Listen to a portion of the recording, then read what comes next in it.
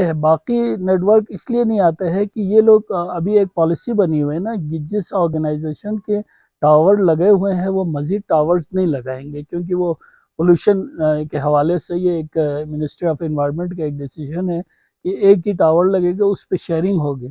تو یہ S C او سب سے پہلے جگہ ایکوائر کرتے تاکہ کوئی دوسرا نہ آ جائے، اس کے بعد دوسروں کے اوپر ٹیکس بھی ہے، ان کے اوپر ٹیکس نہیں ہے۔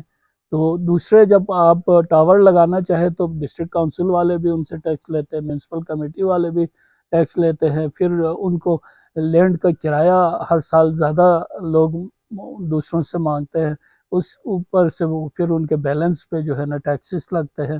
ہمارے یہاں جو ٹورزم کی جب بات کرتے ہیں سیاحت کی، اور اس میں حکومت کا دعویٰ ہوتا ہے کہ ہم جی سیاحت کو فروغ دے رہے ہیں، لیکن بدقسمتی سے جو یہ سیاح یہاں آتے ہیں تو جو بیسک فیسلٹیز ہے، پانی نہیں ہے، بجلی نہیں ہے، اور نیٹ ورک نہیں چلتے ہیں۔ لوگ آج کل ظاہر ہے وائی فائی اور انٹرنیٹ پہ زیادہ اپنے ملک میں بات کرنا چاہتے ہیں۔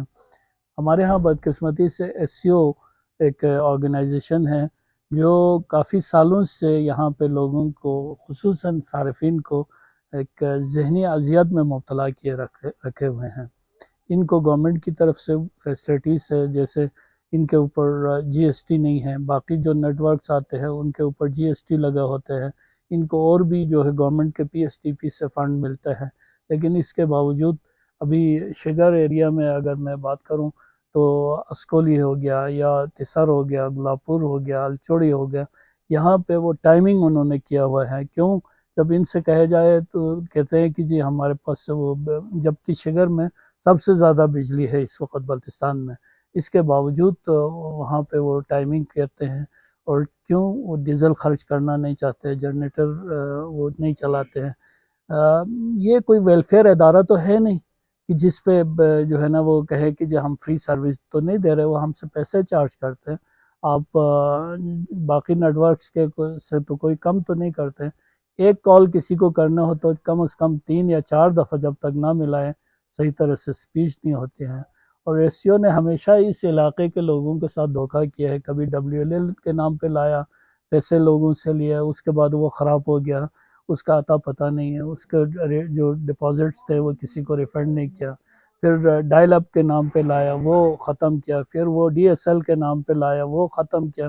ان کے یار آپ ڈپازٹ لیتے ہیں، وہ ڈپازٹ بھی واپس نہیں کرتے۔ اب وہ فائبر کے نام سے وہ شروع ہو گئے۔ بیسیکلی ان کے پاس کوئی ٹیکنیشین ہے نہیں، صحیح ٹیکنیشین نہیں ہے، سارے یونیفارم والے لوگ ہیں۔ وہ یونیفارم استری ٹوٹتا ہے کہ نیچے جھک کے تو کہیں کوئی کام دیکھتا تو ہے نہیں، سارے دفتروں میں بیٹھ کے آرڈر کرنے والے لوگ ہیں، اور فوجی جو ہے حکم چلانے والے ہیں، وہ ان سے اس طرح کے ویلفیئر کا کام یا جو صارفین کو فیسلٹیز دینے والا کام ان سے نہیں ہوتا ہے۔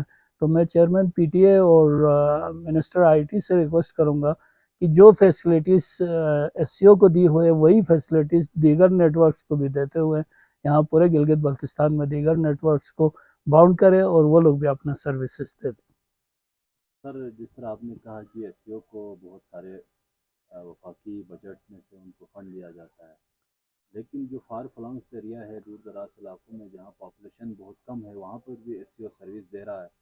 جو دیگر نیٹ ورک کا اگر ہم بات کریں تو وہ اپنا بزنس دیکھتے ہیں، وہ ان علاقوں میں نہیں جاتے، لیکن ایس سی او ان علاقوں نہیں، میں بزنس آپ دیتے ہیں تو یا تو صحیح بزنس دیتے نا، ایسا نہیں ہے کہ ہم پہ احسان کر کے کہ جی ہم سروس دے رہے تو ہر بزنس کا فیزیبلٹی بنتی ہے۔